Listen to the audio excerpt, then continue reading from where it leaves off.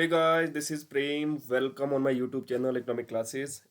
इस सीरीज में हम डिस्कस कर रहे हैं MCQ solution with detail explanation. और आज की इस वीडियो में हम डिस्कस करेंगे एमसीक्यूज ऑन माइक्रो इकोनॉमिक्स। ये माइक्रो इकोनॉमिक्स के ऊपर पार्ट 4 है। इससे पहले 3 पार्ट हम अपलोड कर चुके हैं। अगर आपने वो वीडियो अभी तक नहीं देखी हो तो ज़रूर उन वीडियोज़ को भी देखें, जो कि बहुत इंपॉर्टेंट है आपके अपकमिंग एग्जाम के लिए। अगर आप इस मेरे चैनल पर नए हैं तो आप चैनल को सब्सक्राइब करें और अपने दोस्तों तक भी इस वीडियोज़ को शेयर करें। चलिए शुरू करते हैं। द फर्स्ट क्वेश्चन है the slope of the production possibility curve is. बहुत सिंपल सा क्वेश्चन है कि प्रोडक्शन पॉसिबिलिटी कर्व का जो स्लोप होता है उसे हम क्या कहते हैं। ऑप्शन है average rate of transformation, marginal rate of exchange, marginal rate of substitution या फिर मार्जिनल रेट ऑफ ट्रांसफॉर्मेशन। तो इसका आंसर क्या होगा? स्लोप प्रोडक्शन पॉसिबिलिटी कर्व की। पहले समझ लेते हैं प्रोडक्शन पॉसिबिलिटी कर्व होता क्या है। प्रोडक्शन पॉसिबिलिटी कर्व होता है जो कि हमें बताता है combination of two goods which we can produce with the available resources. हमारे पास जो इनकम है, हमारे जो रिसोर्सेज और टेक्नोलॉजी है, उसके साथ हम दो पर्टिकुलर गुड्स के वेरियस कॉम्बिनेशन को किस तरह से प्रोड्यूस कर सकते हैं, वो हमें कौन बताता है। या फिर उन पॉइंट्स का, उन कॉम्बिनेशन का लोकस क्या होता है? पीपीसी, या फिर जिसको प्रोडक्शन पॉसिबिलिटी फ्रंटियर या फ्रंट प्रोडक्शन पॉसिबिलिटी कर्व भी कहते हैं। तो इसका स्लोप क्या होता है? ये इसका बेसिकली स्लोप होगा कि अगर आप कमोडिटी एक्स, मान लो एक्स एक्सिस पे है, इसका एक एडिशनल यूनिट आप प्रोड्यूस करना चाहते हैं, तो इसके लिए आपको क्या करना पड़ेगा? कुछ एक रिसोर्सेज को आपको एक्सचेंज करना पड़ेगा। जो पहले वाई के प्रोडक्शन प्रोसेस में यूज किए जा रहे थे, अब उनको एक्स के लिए आपको उनको ट्रांसफॉर्म करना होगा।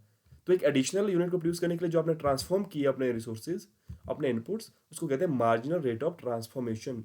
तो ये मार्जिनल रेट ऑफ ट्रांसफॉर्मेशन होता है। इसको मार्जिनल अपॉर्चुनिटी कॉस्ट भी कहते हैं, किसी दूसरे गुड्स की कमोडिटी प्रोड्यूस करने के लिए जो आपने खो दिया है ना।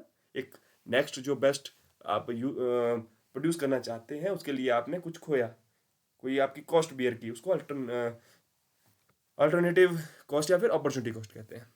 तो इसलिए इसका जो राइट आंसर है वो है D, marginal rate of transformation. Next question is the demand for rare painting and rare stamp is explained by which among the following effect. नीचे कुछ इफेक्ट दिए गए हैं, आपने इनमें से बताना है कौन सा एक्सप्लेन कर रहा है demand for rare painting and rare stamps.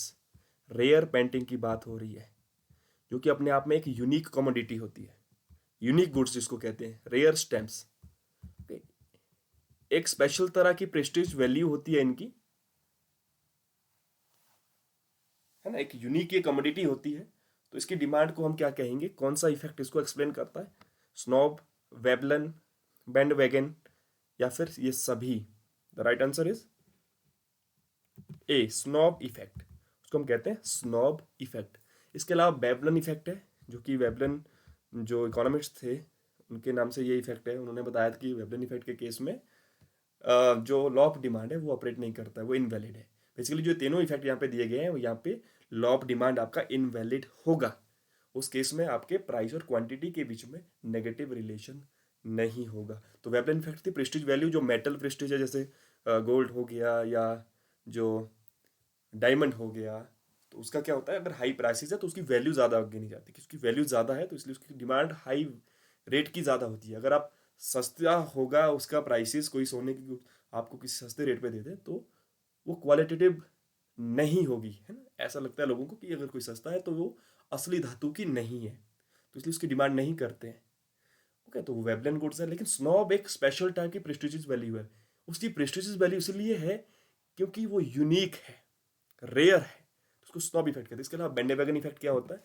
Bandwagon effect होता है कि किसी पर्टिकुलर कमोडिटी के लिए वो डिमांड जो एक जो पर्सन होता है वो इसलिए करता है क्योंकि दूसरे लोग उसको डिमांड कर रहे हैं, कि जो फैशन में है, वो ट्रेंड में है ना।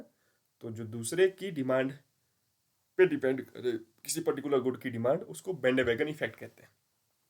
ओके, तो इसका कंट्रेरी था स्नॉब, जो हमने अभी डिस्कस किया कि यूनिक कमोडिटी है जिसकी प्रेस्टीज वैल्यू है। ये एक इसका ऑपोजिट है। जो बैंडवैगन इफेक्ट है इसका ये कॉन्ट्रेरी है, स्नॉब इफेक्ट। ये इफेक्ट कहाँ से ईजाद होते हैं? होता क्या है ना कि रियल वर्ल्ड में जो कुछ एक वस्तुएं ऐसी होती है जिनकी डिमांड इंडिविजुअल अपनी सेटिस्फेक्शन के लिए नहीं करता है, वो दूसरे की डिमांड पे डिपेंड करता है ना, मतलब इंटरडिपेंडेंस वहां पे डिमांड्स में होती है। तो जो इकोनॉमिस्ट ने इसको कहा है, जो इंटरडिपेंडेंस ऑफ डिमांड्स है, नेटवर्क एक्सटर्नलिटीज। ये होता क्या है नेटवर्क एक्सटर्नलिटीज? एक स्पेशल तरह की एक्सटर्नलिटीज है जिसमें एक इंडिविजुअल की जो यूटिलिटी होती है किसी गुड्स के लिए, वो डिपेंड करती है number of people who consume the commodity, कि दूसरे लोगों उस कमोडिटी को कितना कंज्यूम कर रहे हैं। ओके, जैसे वैंडरवेगन इफेक्ट में, और दो तरह की हो सकती है ये, एक पॉजिटिव और नेगेटिव। जैसे वैंडरवेगन इफेक्ट जो हम डिस्कस कर चुके हैं, वहां पे पॉजिटिव है। वहां क्या होगा, जितने ज्यादा लोग उस कमोडिटी को प्रोड्यूस कंज्यूम करेंगे, उतना उसकी डिमांड वो पर्टिकुलर इंडिविजुअल इंक्रीज करेगा। जैसे टेलीफोन का हम एग्जांपल ले लेते हैं। टेलीफोन जितना दूसरे लोगों के पास ज़्यादा होगा, उसकी डिमांड और बढ़ेगी, क्योंकि एक दूसरे से कनेक्टिविटी के लिए, एक दूसरे से उन्होंने कॉन्टैक्ट करना, उनके लिए टेलीफोन चाहिए। अगर किसी का टेलीफोन ही नहीं है तो एक पर्टिकुलर इंडिविजुअल उसकी डिमांड क्यों करेगा? तो उसके लिए उसकी यूटिलिटी जीरो है। Is it clear? और जो स्नॉब इफेक्ट है, ये नेगेटिव एक्सटर्नलिटीज है। ज़्यादा लोगों के पास हुई तो स्नॉब वैल्यू उसकी कम है। अगर वो एक यूनिक है, रेयर है, तो उसकी स्नॉब वैल्यू ग्रेटर है। तो वहां पर जो नेगेटिव नेटवर्क एक्सटर्नलिटीज है। Is it clear? ये बहुत ही इंपॉर्टेंट टॉपिक है आपके कंज्यूमर बिहेवियर के अंदर, वो आपको याद रखना, और यहाँ से क्वेश्चन पूछे जाते हैं। Next question, angel curve denotes. Angel curve क्या डिनोट करता है? इससे रिलेटेड हम एक क्वेश्चन पिछले वीडियो में भी डिस्कस कर चुके हैं। अगर आपने वीडियो देखी तो आपके लिए इसका आंसर करना ईजी हो जाएगा। आप इसके ऑप्शंस पढ़िए। The relationship between income effect and substitution effect, various amounts of a good which a consumer would be willing to purchase at various income levels, various amount of goods which a consumer would be willing to purchase at various price levels, various amount of a goods purchased when the price of its substitute tend to rise। क्या ये income effect और substitution effect का relation है, या फिर ये amounts of goods हमें बताता है जो कि कंज्यूमर अलग अलग इनकम लेवल पे उसको परचेज करना चाहता है, या फिर ये वो अमाउंट्स ऑफ गुड्स है जो कि एक particular consumer various price level पे कंज्यूम करना चाहता है, या फिर जो ये वो अमाउंट ऑफ गुड्स है जो कि कंज्यूमर परचेज कर रहा है जब उस पर्टिकुलर कमोडिटी से रिलेटेड जो गुड्स है उसके प्राइस में इंक्रीज हो रहा है। उसका राइट आंसर क्या होगा? Angel curve. आपने एंजल लॉ देखा होगा, जहां पे पैटर्न ऑफ एक्सपेंडिचर हमने डिस्कस किया था। तो अगर आपको याद है तो आप इसको इजीली सॉल्व कर पाएंगे। Okay, the right answer is option B. ये बेसिकली क्या है Engel curve? It depicts the amount of good which a consumer would be willing to purchase at various income level. Various income level पे क्या amounts वो उस particular goods का consume कर रहा है, वो हमें बताता है एंजल कर्व। ये डील करता है relationship between income and expenditure, ये याद रखिए। और ये डेराइव होता है आईसीसी कर्व से। ICC is nothing but income consumption curve. ये हमें बताता है कि वेरियस इनकम लेवल पे, जैसे जो डायग्राम में देखिए, यहाँ पे इनकम है 300, ये 400 है, 500 है। अलग अलग इनकम लेवल पे कंजम्पशन लेवल आप देख रहे हैं कमोडिटी एक्स का, Q1, Q2, Q3। इसी को हमने हॉरिजॉन्टल समेशन करके कर्व आया जो कि पॉजिटिव स्लोप कर्व है, EC curve, that is called angel curve. Is it clear? Next question, assertion reasons है, अच्छे से पढ़ लीजिए। Consumer surplus is the difference between the potential price and actual price. कि जो कंज्यूमर सरप्लस है वो डिफरेंस है, पोटेंशियल कितना प्राइस हो सकता है और जो आप एक्चुअली पे करते हैं प्राइस, उसके बीच का क्या अंतर है। इसका रीजन है there exist an inverse relationship between the price and consumer surplus. कि प्राइस, कीमत, और कंज्यूमर सरप्लस के बीच में इनवर्स रिलेशन है। इनवर्स मीन नेगेटिव रिलेशन है ना। नेगेटिवली ये चेंज होता है। अगर एक में बढ़ोतरी है तो दूसरे में कमी होगी। तो पहले हमें देखना कि एजर्शन रीजन ये दोनों सही है या नहीं। ये डिफरेंस होता है पोटेंशियल प्राइस और एक्चुअल प्राइस का, ये सही है। और रीजन क्या है इसका, क्यों है इन दोनों का डिफरेंस है? क्योंकि इनके बीच में रिलेशनशिप जो है वो नेगेटिव है। अगर ज़्यादा प्राइस अगर हो किसी पर्टिकुलर कमोडिटी का, ज़्यादा प्राइस चार्ज करेगा सेलर मार्केट के अंदर, तो जो कंज्यूमर सरप्लस होगा वो कम होगा, क्योंकि पोटेंशियल प्राइस और एक्चुअल प्राइस का डिफरेंस फिर कम हो जाएगा। अगर प्राइसेस कम है, एक्चुअल प्राइस जो प्राइस पे कर रहा है कंज्यूमर, वो पोटेंशियल प्राइस से कम है। जो उसने सोचा था कि पोटेंशियल प्राइस इतना होगा, उससे बहुत कम है, तो डिफरेंस ज़्यादा है। इसका मतलब क्या है? कंज्यूमर सरप्लस ज़्यादा होगा। तो इनवर्स रिलेशनशिप है, तो हम कह सकते हैं कि ये पोटेंशियल प्राइस और एक्चुअल प्राइस का डिफरेंस हो सकता है। तो इसका जो राइट आंसर होगा वो होगा डी, कि ये दोनों सही है और रीजन भी इसको करेक्टली एक्सप्लेन कर रहा है। Is it clear? इससे रिलेटेड जो मैथमेटिकल क्वेश्चंस है ना, एनटीए ने जो एग्जाम अभी तक करवाए हैं उसमें मैथमेटिकल पूछे गए हैं। अभी भी 2020 जब हम प्रीवियस ईयर क्वेश्चन सॉल्व करेंगे, जो जून 2020 क्वेश्चन है वो हम आने वाली वीडियोस में डिस्कस करेंगे, तब हम देखेंगे कि वहाँ पर कंज्यूमर सरप्लस से रिलेटेड क्वेश्चन पूछा गया था। तो वो मैथमेटिकल इकोनॉमिक्स का पार्ट है, वहाँ पर हम उसको डिस्कस करेंगे। ओके, नेक्स्ट ये भी आप पढ़ सकते हैं कि कंज्यूमर सरप्लस कंसेप्ट है क्या, जो कि मार्शल ने इंट्रोड्यूस किया था। मार्शल ने कहा था कि हम मॉनेटरी टर्म में इसको मेजर कर सकते हैं, और ये होता क्या है जो हमने अभी तक समझा वही इसी में एक्सप्लेन किया गया है। तो इसका आप स्क्रीनशॉट लेके इसको एक बार पढ़ लीजिए। Next, A firm will be of optimum size when, कब हम कहेंगे कि जो फर्म है वो ऑप्टिमल साइज में ऑपरेट हो रही है।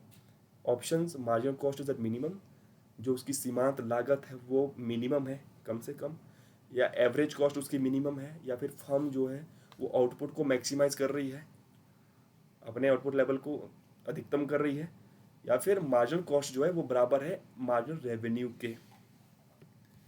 तो कौन सा ऑप्शन सही होगा?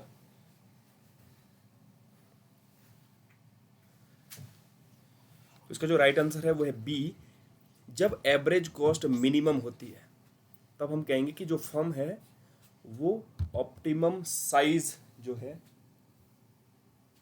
जिसको सोशली एफिशिएंट साइज कहते हैं, उस पर ऑपरेट कर रही है।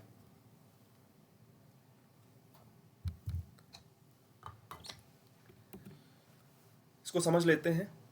इसके लिए हमें देखना होगा कि इक्विलिब्रियम ऑफ द फर्म क्या होता है। ये जो राइट साइड वाला डायग्राम है ये हमें इक्विलिब्रियम बता रहा है फर्म का, और ये है इक्विलिब्रियम इंडस्ट्री का। तो इसमें हम देख रहे हैं कि फर्म का इक्विलिब्रियम कहाँ पे है, जहाँ पे जो LAC एवरेज कॉस्ट है टेंजेंट कर रही है प्राइस लाइन को, और यही इसका MR कर्व है। और सभी तरह की जो कॉस्ट है, शॉर्ट रन कॉस्ट है या फिर लॉन्ग रन कॉस्ट है, वो सभी बराबर है इस पॉइंट पे। तो ये होगा इक्विलिब्रियम पॉइंट फर्म का। ओके, यहाँ पर लॉन्ग रन मार्जिनल कॉस्ट बराबर है शॉर्ट रन मार्जिनल कॉस्ट के, जो कि बराबर है प्राइस, जो कि बराबर है MR के। कहीं पे आपको लिखा हो सकता है AR, AR equal to price. तो ये MR और AR इक्वल होते हैं in case of perfect competition. Okay, तो क्वेश्चन क्या था हमारा, ऑप्टिमम साइज कहाँ होगा, जहाँ पर long run average cost minimum होगी। उसके बाद अगर यहाँ पे एक फर्म प्रोडक्शन करती है तो उसकी कॉस्ट अब इंक्रीज होना शुरू होती है ना, जो कि एक वाइबल नहीं है। प्रोडक्शन के केस में जब भी कॉस्ट इंक्रीज होगी, रेवेन्यूज का कम होगा, तो उस केस में वो प्रोड्यूस नहीं करेगा। ओके, तो हमेशा socially efficient point minimum point at average cost curve.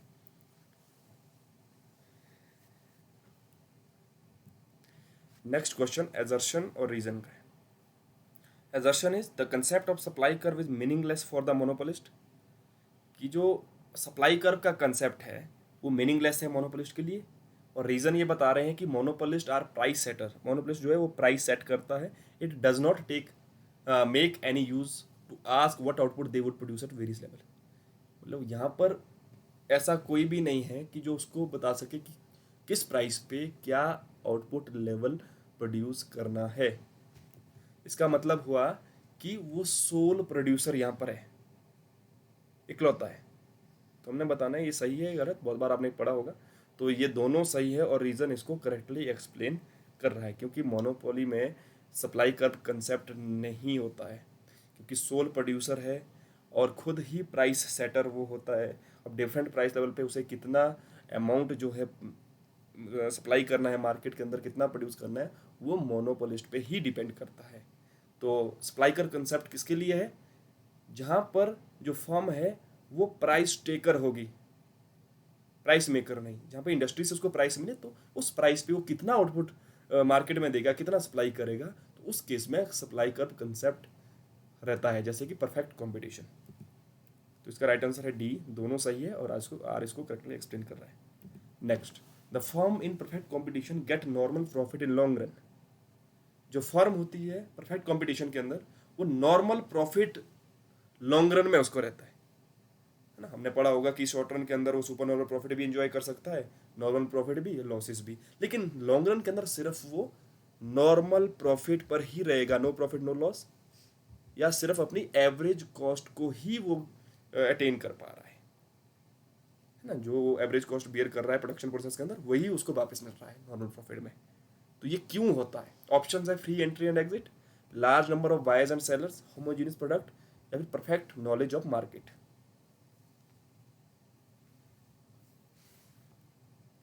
The correct answer is option A, free entry and exit.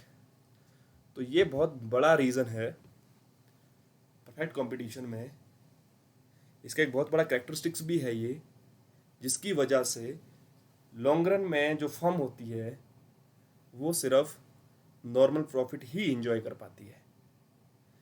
अगर सुपर नॉर्मल प्रॉफिट उसका है शॉर्ट रन के अंदर, तो वहां पर इस मार्केट में एक फीचर है कि फ्री एंट्री एग्जिट है। तो जब सुपर नॉर्मल प्रॉफिट होगा, वो क्या करेगा, अट्रैक्ट करेगा न्यू फर्म को मार्केट के अंदर।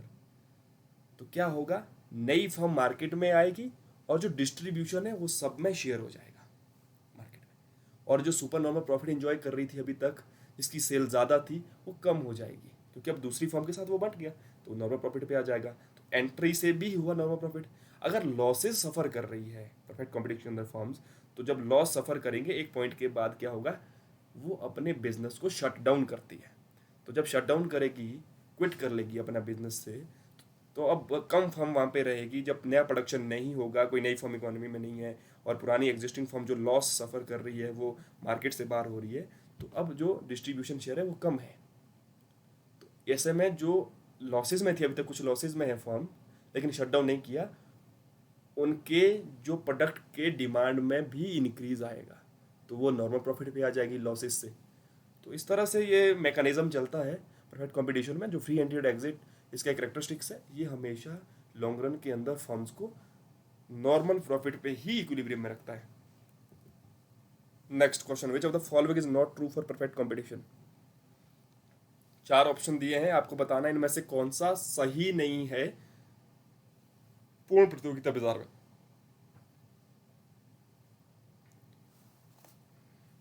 Option A, firm earn normal profits, B, price is equal to long run average cost, C, in the long run firms operate at the minimum point of average cost, D है market demand curve of a commodity is horizontal to X axis.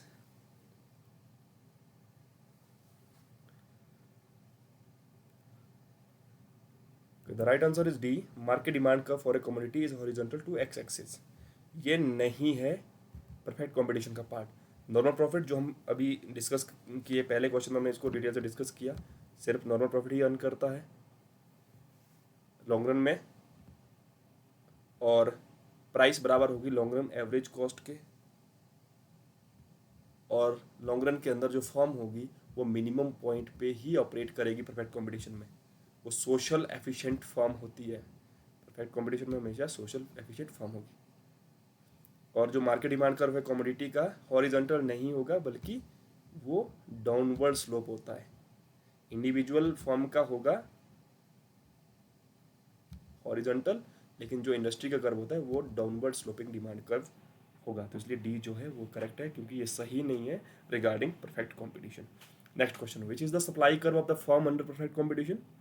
Supply curve क्या होता है? अभी हम पहले monopoly का case discuss किया था, जिसमें हमने कहा था कि ये अब्सेंट होता है मोनोपोली मार्केट में, लेकिन जहाँ पर फर्म प्राइस टेकर होती है वहाँ पे सप्लाई कर्व का बहुत बड़ा रोल है। तो हमने बताना है कि परफेक्ट कंपटीशन में सप्लाई कर्व क्या होता है। ऑप्शंस दिए गए हैं, इसका जो राइट आंसर है वो है ऑप्शन डी। सप्लाई कर्व होता है marginal cost curve above average variable cost. Average variable cost के ऊपर का जो कर्व होगा, मार्जिनल कर्व, वो सप्लाई कर्व होगा, जो कि डिफरेंट प्राइस लेवल पे कितना क्वांटिटी सप्लाई करेगा एक फर्म, वो हमें बताता है। ये देखिए इस डायग्राम में, देखिए यहाँ पे सप्लाई कर्व ऑफ फर्म दिया गया है, तो इंडस्ट्री का सप्लाई कर्व है ना, जो कि इसी का इसमेशन है, लेकिन ये फर्म का सप्लाई कर्व है, एसएमसी कर्व। अब कहाँ से ऊपर का पोर्शन है, average cost. Average variable cost ना, जो आप एडिशनल यूनिट प्रोड्यूस कर रहे हैं आउटपुट का, उसको प्रोड्यूस करने में जो आप कॉस्ट बियर कर रहे हैं वो हुआ एवरेज वेरिएबल कॉस्ट। तो ये है PW। तो इसके नीचे अगर आपका प्राइस है, कॉस्ट वेरिएबल की ज़्यादा है जो आप यूज़ कर रहे हैं प्रोडक्शन में, लेकिन प्राइस आपका कम है, PW से नीचे है, तो इस केस में तो वो प्रोड्यूस करेगा ही नहीं, ये शट डाउन पॉइंट हो गया W। इसके ऊपर जो भी पॉइंट होगा वो सप्लाई कर्व होगा। ओके, तो अगर ये प्राइस रखते हैं तो ये लेवल आपका आउटपुट का होगा। अगर P1 प्राइसेस है तो X1 होगा, P2 प्राइस है तो आपकी सप्लाई जो X2 होगी, जो कि पॉजिटिव रिलेशन है सप्लाई के साथ। प्राइस का प्राइस बढ़ेगा तो ज़्यादा सप्लाई करेगा प्रोड्यूसर या फिर फर्म। तो जो short run average variable cost से ऊपर का जो कर्व होगा मार्जिनल कॉस्ट का, वो कहलाएगा supply curve of the firm in perfect competition. Clear? I hope आपको ये वीडियो बहुत हेल्पफुल होगा। अगर आप चैनल पर नए हैं तो चैनल को सब्सक्राइब करें और इस वीडियो को अपने दोस्तों तक ज़रूर शेयर करें। Thank you.